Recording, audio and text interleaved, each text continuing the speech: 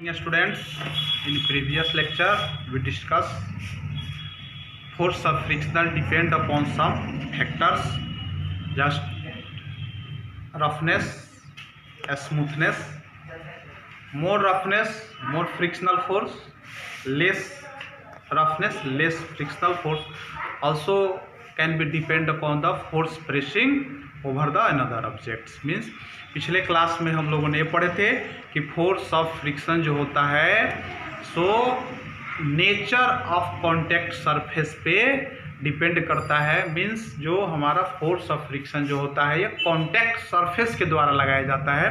किसके द्वारा लगाया जाता है? कॉन्टैक्ट सरफेस के द्वारा।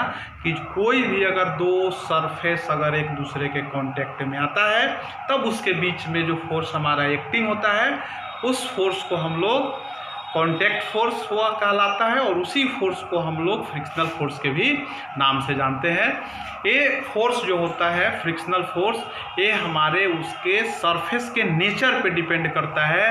जैसा कि पिछले क्लास का मैं कुछ मिनटों में आपको रिवीजन करा दूंगा कि या नेचर अगर सरफेस का रफ है तो फ्रिक्शनल फोर्स भी अधिक होगा। अगर more roughness more friction, less roughness less friction. And force compressing force यानी जो भी हम लोग फोर्स को दबाते हैं कंप्रेस्ड करते हैं तो कंप्रेसिंग फोर्स जितना अधिक होगा फ्रिक्शनल फोर्स उतना ही हमारी अधिक होगी। जितना हमारा कंप्रेसिंग फोर्स कम होगा उतना ही फ्रिक्शनल फोर्स हमारी कम होगी। In today lecture we discuss about types of frictional force. आज के क्लास में हम लोग स्टडी करेंगे कि हमारे फ्रिक्शनल फोर्स को कुछ पार्ट्स में डिवाइड भी किए गए हैं। जैसे कल मैंने बताया था कि फ्रिक्शनल फोर्स हमारा घटाया भी जा सकता है और बढ़ाया भी जा सकता है। तो उस प्रिंसिपल पे हम लोग फ्रिक्शनल फोर्स को डिवाइड करते हैं। जैसे फ्रिक्शनल फोर्स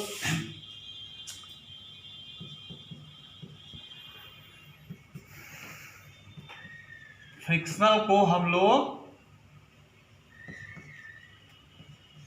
लोग डिवाइड जो किए हैं सो पहले हम लोग दो भागों में डिवाइड इसको करते हैं। एक होता है हमारा स्टैटिक फ्रिक्शन और दूसरा होता है काइनेटिक फ्रिक्शन।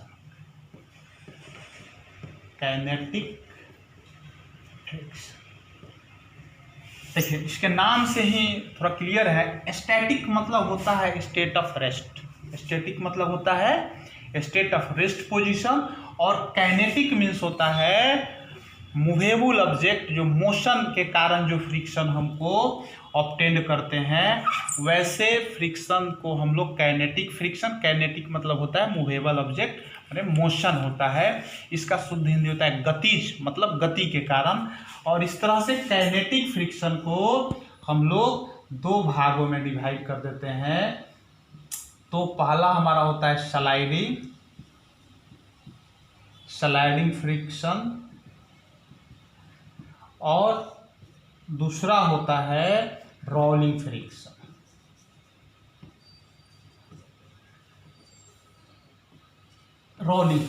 एक काइनेटिक फ्रिक्शन को हम लोग फ्रिक्शन को पहले स्टैटिक फ्रिक्शन और काइनेटिक फ्रिक्शन में डिवाइड किए और काइनेटिक फ्रिक्शन को फिर हम लोग एक स्लाइडिंग फ्रिक्शन में और रोलिंग फ्रिक्शन में हम लोग डिवाइड किए। ठीक है, तो इस तरह से फ्रिक्शन को हम लोग पहले दो भाग में फिर काइनेटिक फ्रिक्शन को हम लोग फिर उसके बाद में दो भाग में हम लोग डिवाइड किए।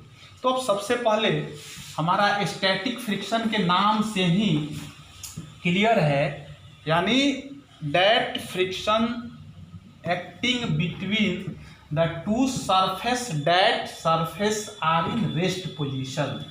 मतलब कि वह फ्रिक्शन जो रेस्ट ऑब्जेक्ट रेस्ट सरफेस के बीच में लगता है स्टैटिक फ्रिक्शन। स्टैटिक फ्रिक्शन का दूसरा नाम है सेल्फ एडजस्टिंग फोर्स भी हम लोग इसको कहते हैं। सेल्फ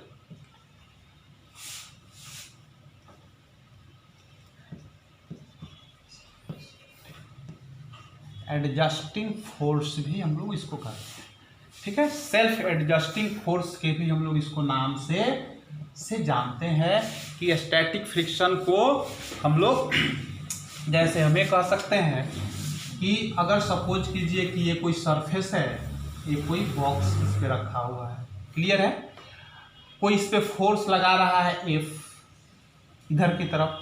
अब फ्रिक्शनल फोर्स जो हमारा यहाँ पे कांटेक्ट में जो लग रहा है, जो दो सरफेस के बीच में फ्रिक्शनल फोर्स हमारा कहाँ लगेगा, यहाँ पे लगेगा फ्रिक्शन फोर्स। फ्रिक्शनल फोर्स हमारा यहाँ लगेगा।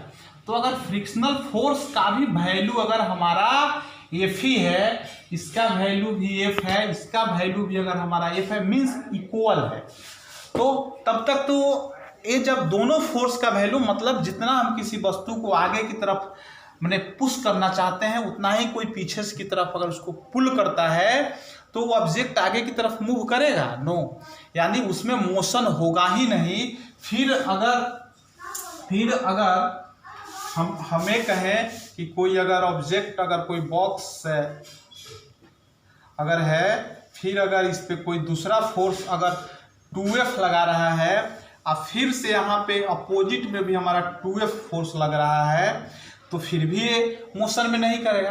तो वैसा फोर्स जो ऑब्जेक्ट को हमेशा रेस्ट पोजीशन में ही रखे, नो रिलेटिव मोशन, कोई भी अगर मोशन अगर उसमें नहीं होता है, तो वैसे फ्रिक्शन को हम लोग स्टैटिक फ्रिक्शन के नाम से जानते हैं। अगर हम इसको लिखना चाहें तो हम इसको लिख सकते हैं कि स्टैटिक फ्रिक्शन हमारा क्या है,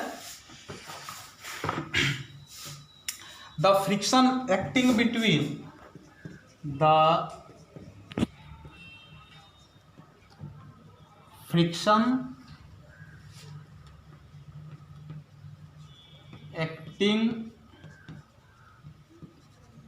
acting between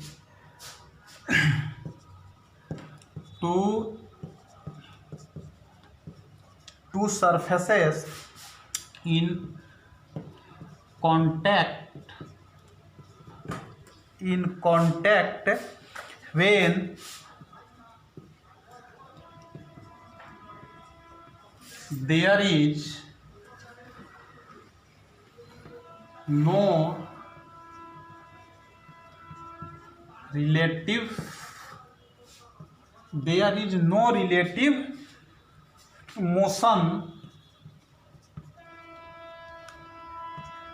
when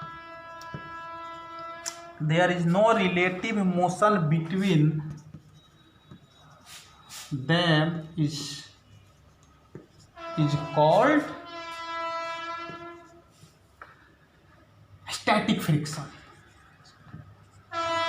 static friction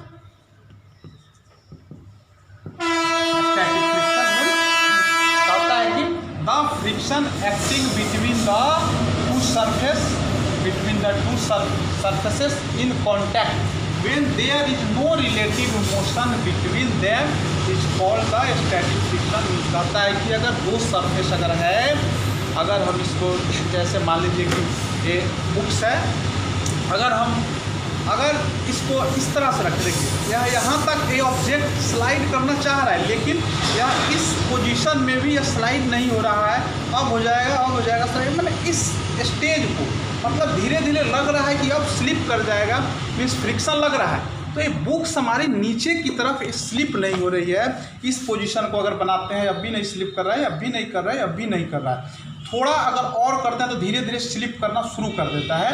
means यह अगर बुक्स जितनी फोर्स आगे की तरफ लगा रही है, फ्रिक्शनल फोर्स हमारा कांटेक्ट में उतना ही पीछे की तरफ लगा रहा है। ये मोशन करना चाह रहा है लेकिन मोशन हो नहीं पा रहा है, नो रिलेटिव मोशन। तो ऐसे सिचुएशन में कि अगर ऑब्जेक्ट स्लाइड करना चाहती है, मतलब मोशन करना चाहती है, लेकिन फिर भी मोशन इसमें नहीं हो रहा है, the friction acting between the two surfaces in contact when there is no relative motion, इसके बीच में अगर कोई रिलेटिव मोशन नहीं हो रहा है, तो इससे यहाँ जो कांटेक्ट फोर्स के कारण जो हमारा फ्रिक्शन लग रहा है, ऐसे फ्रिक्शन को हम लोग स्टैटिक फ्रिक्शन के नाम से जानते हैं। यहाँ पे देखिए जितना हमारे आगे की तरफ जितने फोर्स का वैल्यू होता है उतना ही पीछे की तरफ इसमें फोर्स का वैल्यू हमारा बराबर होता है, इक्वल फोर्स होता है। जैसे सिंपली अगर हम लोग एग्जांपल कह सकते हैं, जैसे समझिए कि कोई 100 kg का कोई अगर बैग रखा हुआ है और कोई छोटा सा बच्चा जैसे मान लीजिए जिसका वजन 30 kg से 40 kg के बीच में, वो उसको अगर स्लाइड करना चाहे, खींचना चाहे तो उसको खींचेगा, लेकिन फिर भी वो बैग उसके तरफ पुल नहीं हो पाएगी, क्योंकि वो बैग और अर्थ के बीच में, सरफेस के बीच में एक फोर्स ऑफ फ्रिक्शन लागू होता है, क्रिएट होता है, जो उस बैग को पीछे की तरफ, जैसे यहाँ से हम समझ सकते हैं कि कोई फोर्स इसको आगे की तरफ खींचना चाहती है, पुल करना चाहती है, लेकिन फ्रिक्शन जो हमारा लग रहा है सो पीछे की तरफ। दोनों का वैल्यू सेम है, इसका भी वैल्यू एफ है, इसका भी वैल्यू एफ है। जैसे सपोज कीजिए कि 20 न्यूटन यहाँ लगे और 20 न्यूटन यहाँ लगे, तो यहाँ पे दोनों को फोर्स का वैल्यू हमारा सेम रहता है। ऐसे में ऑब्जेक्ट हमारा आगे की तरफ मोशन नहीं करता है, रिलेटिव मोशन हमारा नहीं हो पाता है। तो ऐसे फ्रिक्शन को हम लोग स्टैटिक फ्रिक्शन के नाम से जानते हैं। The friction acting between two surfaces in contact when there is no relative motion. दो फ्रिक्शन हमारा दो सरफेस के बीच में एक्टिंग हो, क्रिएट हो, लेकिन वो मोशन में नहीं हो, मोशन वो नहीं कर सके, क्योंकि फ्रिक्शन का काइंड सी है कि फ्रिक्शन तब हमारा क्रिएट होगा जब एक ऑब्जेक्ट दूसरे ऑब्जेक्ट यानी ऑब्जेक्ट के ऊपर, over the other object, they tends to move और मूव, यानी उसकी टेंडेंसी मोशन करने की हो और मोशन करे, तब फ्रिक्शन फोर्स हमारा लगता है। तो ऐसे में हमारा रिलेटिव मोशन अगर किसी सरफेस के कांटेक्ट के बीच में अगर नहीं हो पाता है तो इसे हम लोग स्टैटिक फ्रिक्शन के नाम से जानते हैं। इसको देखिए, इसको हम लोग सेल्फ एडजस्टिंग फोर्स भी कहते हैं। मतलब यह स्वतः क्रिएट हो जाता है, स्वतः अपने आप यह एडजस्ट कर लेता है। जैसे इस बुक को देखिए, जैसे इस बुक को देखिए, ये बुक हमारे हैंड पे है, तो जैसे मैं ऐसे कर रहा हूँ, इसे कोई बुक को आगे खींच भी नहीं रहा है और न पीछे खींच रहा है। जैसे बुक अपना टेंडेंसी आगे की तरफ करेगा तो उतने यह अपोजिट फ्रिक्शन इसके डायरेक्शन यानी अप्लाइड किएगा डायरेक्शन, तो बुक की टेंडेंसी है आगे की तरफ, अब फ्रिक्शनल फोर्स की टेंडेंसी है हमारा यहाँ पीछे की तरफ, यहाँ कांटेक्ट में, सरफेस में यहाँ लग रहा है, बुक का सरफेस और मेरे हैंड का सरफेस के बीच में फ्रिक्शनल फोर्स लग रहा है। तो सेल्फ एडजस्ट किए हुए, मतलब यह रोके हुए। जैसे मैं थोड़ा ज़्यादा करूँगा तो धीरे धीरे देखिए बुक, एक ऐसा समय आएगा कि बुक अब धीरे धीरे जाना शुरू करके और बुक फाइनली नीचे चला जाएगा। तो यहाँ पे हम कह सकते हैं कि ये हमारा सेल्फ एडजस्टेबल है, जितना आप करेंगे स्वतः ये उसको एडजस्ट कर लेगा कि हमको कितना फोर्स यहाँ पे लगाना है कि बुक्स आगे की तरफ टेंड्स नहीं करे, इसमें मोशन नहीं करे। फिर तुरंत अगर और ज़्यादा आप अपने हैंड को बेंड करते हैं तो और ये स्लिप करना चाहेगा, लेकिन फिर मेरी हैंड जो है फ्रिक्शनल फोर्स फिर इसको एडजस्ट कर लेती है कि कितना फोर्स ऑफ फ्रिक्शन हमको चाहिए। तो यह सेल्फ एडजस्टिंग होता है कि यह उससे ज़्यादा फ्रिक्शन को क्रिएट नहीं कर सकता है। जब एक्स्ट्रा होगा तब ये मोशन में आएगा, जब अगर अधिक होगी, एक ऐसा सिचुएशन देखिए, यह यहाँ तक बुक हमारी रिलेटिव मोशन नहीं कर रही है, अगर ज़्यादा होगा देखिए अब धीरे धीरे या धीरे धीरे टेंड्स कर रहा है, कोशिश कर रहा है कि आगे की तरफ जाए, तो इसको हम लोग कहते हैं कि स्टैटिक फ्रिक्शन का लिमिट क्रॉस कर जाना। मीन्स स्टैटिक फ्रिक्शन जहाँ तक हमारा था, एक ऐसा सिचुएशन है देखिए कि यहाँ तक यह बुक हमारे हैंड में रुका हुआ है, आगे की तरफ नहीं बढ़ा, लेकिन और ज़्यादा अगर करें तो बुक धीरे धीरे हमारे हाथ से स्लिप कर रही है, मतलब स्टैटिक फ्रिक्शन अपना लिमिट को क्रॉस कर रहा है। तो इसी का एक पार्ट हमारा होता है लिमिटिंग फ्रिक्शन भी। क्या होता है? लिमिटिंग फ्रिक्शन भी। The maximum value of static friction is called limiting friction. मतलब स्टैटिक फ्रिक्शन का जो मैक्सिमम वैल्यू हो, जो क्रॉस कर जाए, उसको हम लोग स्टैटिक फ्रिक्शन के नाम से जानते हैं। तो आप अगर इसको चाहें तो लिमिटिंग फ्रिक्शन को भी आप लिख सकते हैं।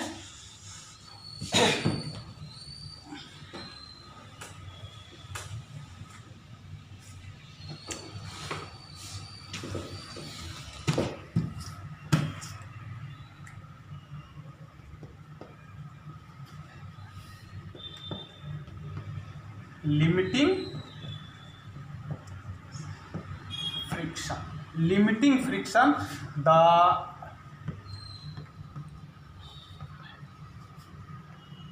maximum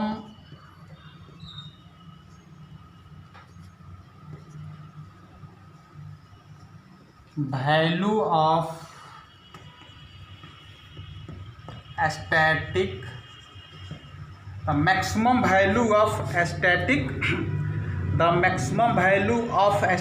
friction between the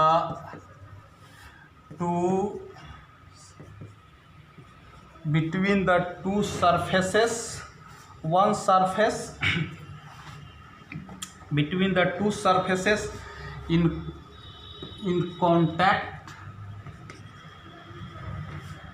the two surfaces in contact, beyond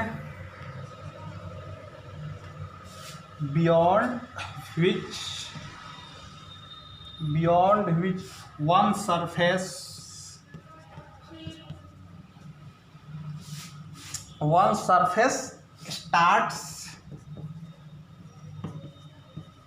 starts moving over the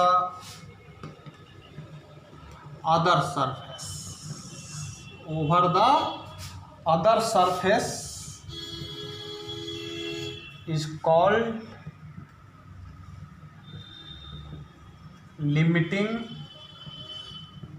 limiting friction. आप अगर शॉर्ट में आप अगर लिखना चाहें तो आप यहां से लेकर के यहां भी लिख सकते हैं the maximum value of static friction is called limiting friction। कहता है the maximum value of static friction between the two surfaces in contact beyond which one surface starts moving over the other surface is called the limiting friction. जैसे मैंने आपको बताया कि एक book है, दूसरे मेरे हैंड के ऊपर है, तब तक जब अपने लिमिट को क्रॉस करके यानी मूविंग स्टार्ट कर दे, starts moving over the other, यानी अगर मूव करना शुरू कर दे, ऐसे फ्रिक्शन को हम लोग लिमिटिंग फ्रिक्शन के नाम से जानते हैं। क्योंकि स्टैटिक फ्रिक्शन का जहाँ से लिमिट अगर समाप्त होगा वहाँ से स्टैटिक फ्रिक्शन का जहाँ लिमिट समाप्त हो जाएगा वहाँ से हमारा लिमिटिंग फ्रिक्शन शुरू होता है। जहाँ क्रॉस कर जाए उसकी लिमिट, उसी फ्रिक्शन को हम लोग लिमिटिंग फ्रिक्शन कहते हैं और वहाँ से ऑब्जेक्ट मूविंग करना स्टार्ट कर दे। और फिर नेक्स्ट लेक्चर में हम लोग और इसके जो 2 पार्ट्स है उसके बारे में हम लोग पढ़ेंगे। तब तक के लिए गुड बाय।